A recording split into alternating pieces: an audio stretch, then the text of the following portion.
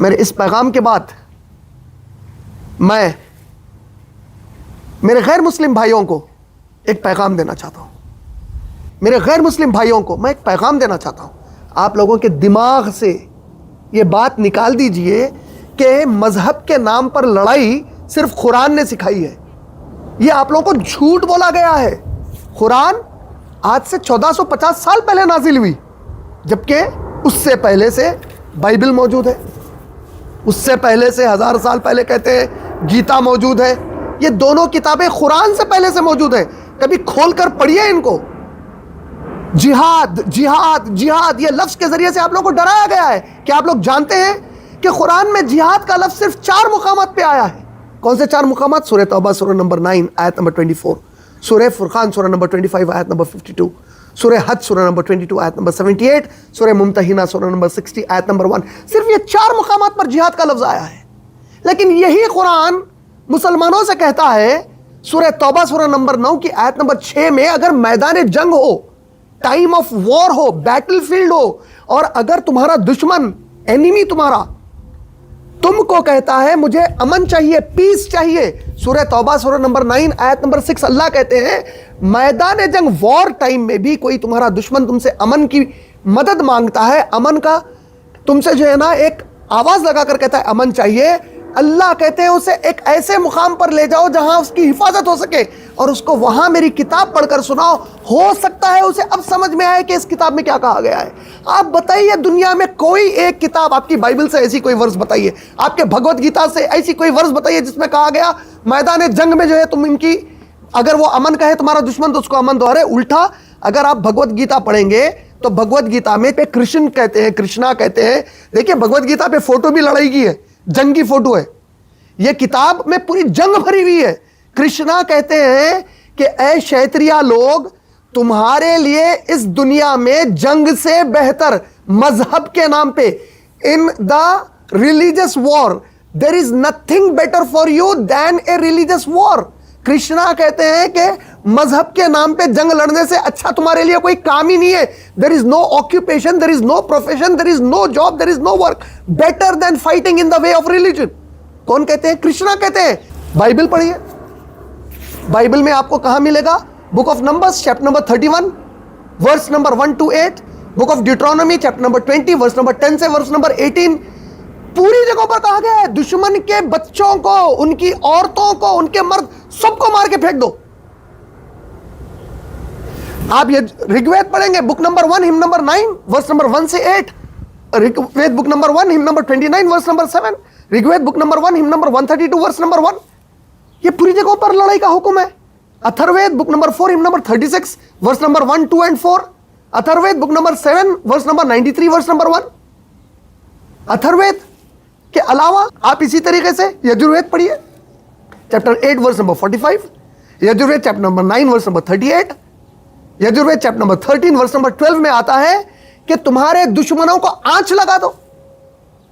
12 and 13 जब आप पढ़ेंगे यजुर्वेद की, क्या कहा गया है? दुश्मनों को आंच लगा दो। जब आप यजुर्वेद चैप्टर नंबर 17 पढ़ेंगे तो उसमें कहा गया है कि दुश्मनों को कत्ल कर दो, उनके दिलों को जला दो, उनको आंच लगा दो। आप जानते हैं असल हो क्या रहा है? कि जो दहशतगर्द मुसलमान बेवकूफ हैं, ये लोग इस्लाम का नाम लेकर वो काम कर रहे हैं जिसकी इस्लाम ने इजाजत नहीं दी, और जो गैर मुस्लिम दहशतगर्द है वो तमाम दहशतगर्दी कर रहे हैं, सिर्फ मजहब का नाम नहीं ले रहे। जब मॉब लिंचिंग की गई मुसलमानों की, मेरे गैर मुस्लिम भाइयों और बहनों से, और अब हिंदुस्तान की हुकूमत से मेरा तीसरा उन्वान मैं आप लोगों से पूछना चाहता हूं, बताइए आप लोग मुझे, जब मॉब लिंचिंग की गई मुसलमानों की, मेरा चौथा उन्वान, मुसलमानों का जो टॉर्चर हो रहा है इंडिया में, क्या वो दहशतगर्दी नहीं है? A Muslim man in Kanpur was beaten up on a road by a mob reportedly belonging to Bajrang Dal over allegations of forced religious conversion. The mob beat up the man, identified as After Ahmad, and forced him to chant Jai Shri Ram. This happened even as the police looked on.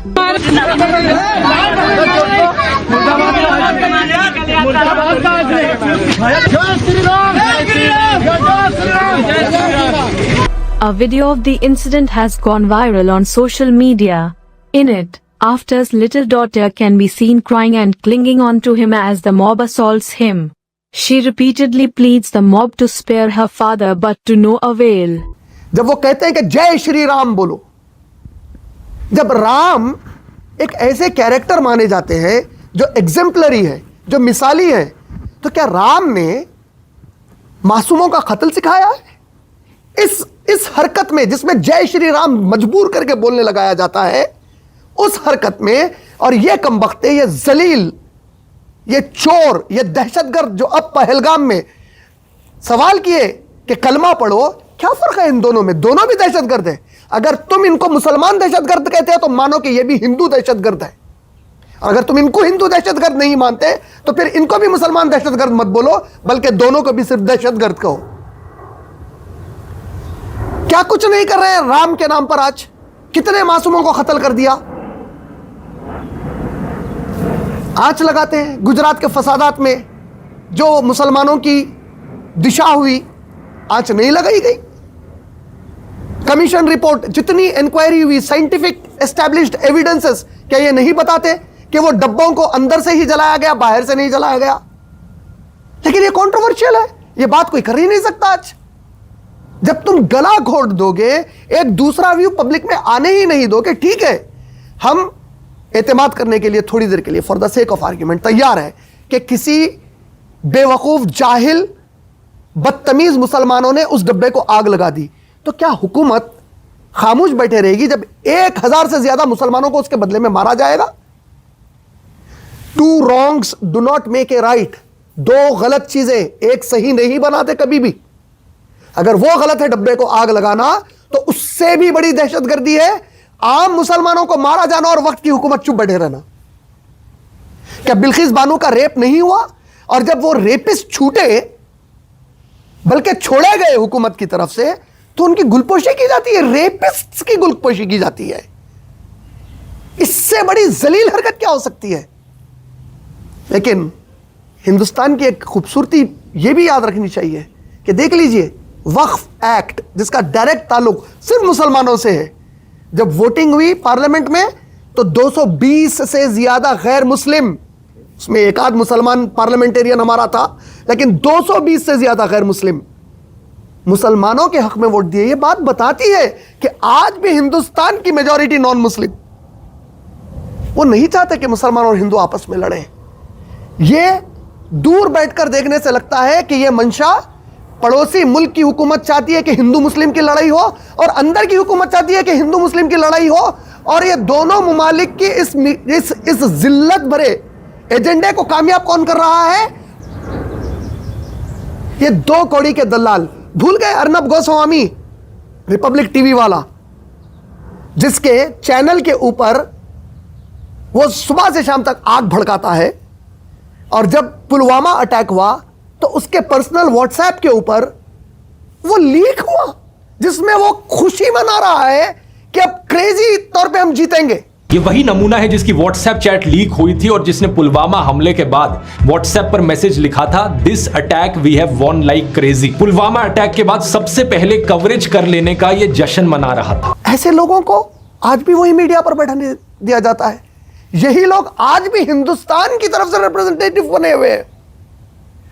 और 25 साल पहले जब कश्मीर में, जब bill Clinton president India आए थे या आने वाले थे, उस वक्त लगभग 30 हमारे सिख भाइयों का कश्मीर में कत्ले आम हुआ, दहशतगर्दों ने किया, कमबख्तों ने। उससे सबक क्यों नहीं सीखे? पहलगाम का क्यों सिक्योरिटी नहीं रखे? पुलवामा के बाद सबक क्यों नहीं सीखे? उरी के बाद सबक क्यों नहीं सीखे? करगिल के बाद सबक क्यों नहीं सीखे? हाँ, हमेशा यही कहते हैं कि पाकिस्तान का हाथ है, पाकिस्तान, तो काट दो ना हाथ पाकिस्तान का, उस हाथ को काट दो। लेकिन पाकिस्तान का नाम लेकर जो 20 करोड़ मुसलमान इंडिया में, उन पर जुल्म मत करो, उनको साइकोलॉजिकली दहशत में मत डालो, उनको देखते ही यह कैफियत मत पैदा कर दो कि वो डरने लग जाए। उनको कैसे समझाएं कि हम इस मुल्क से मोहब्बत करते हैं? कितने मस्जिदें तोड़े, कितने दरगाहों को तोड़ा, क्या कुछ किया इस कुछ अरसे के अंदर, और हुकूमत कुछ नहीं कर रही है। इनकी जब भी कोई फेस्टिवल होती है ऐसा लगता है इनकी फेस्टिवल बगैर मस्जिद के सदका लिए के पूरी ही नहीं होती।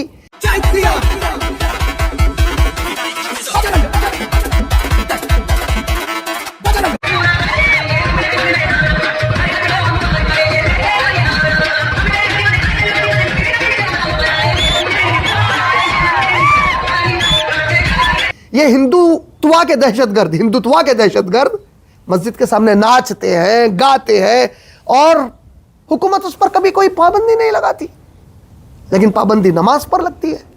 नमाज बाहर ना पढ़े। क्यों भाई? नमाज में ना कोई बंडा लाता है, ना कोई स्टिक लाता है, ना कोई तलवार लाता है। 10 से 15 मिनट में पूरा मामला, बहुत हो गया आधा घंटा। लेकिन तुम लोग जो नाच गाना, गंदगी, पूरे दीवारों पर कीचड़, रंग बिरंग, हर तरफ पटाखों की आवाज, हवा में पोल्यूशन, ये सब कुछ तुम करते हो।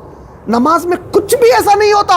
नहा धोकर तैयार होकर खुशबू लगाकर आते हैं मुसलमान बाहर, अमन के साथ आते हैं, अल्लाह अकबर पर हाथ बनते हैं, इबादत करते हैं, सलाम फेरते हैं, घरों को चले जाते हैं। लाखों की तादाद में आते हैं। यहां चंद 100 की तादाद मस्जिदों पर झंडे लहराती है, लेकिन यह दहशतगर्दी नहीं है।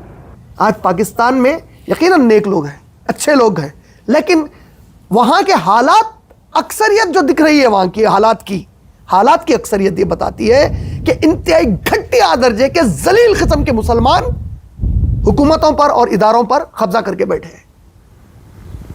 और अगर हिंदुस्तान को उनसे तकलीफ है तो हम दुनिया की चौथी बड़ी आर्मी की ताकत है। घुस जाओ ना, काट दो ना उनके हाथ, लेकिन ये 20 करोड़ मुसलमानों पर जुल्म मत करो दहशतगर्दी के नाम पर। उसको बहाना मत बनाओ। हर हिंदुस्तान का मुसलमान उतना ही इक्वल शहरी है हिंदुस्तान का, जितना कि एक हिंदू है, जितना कि एक ईसाई है, जितना कि एक सिख है।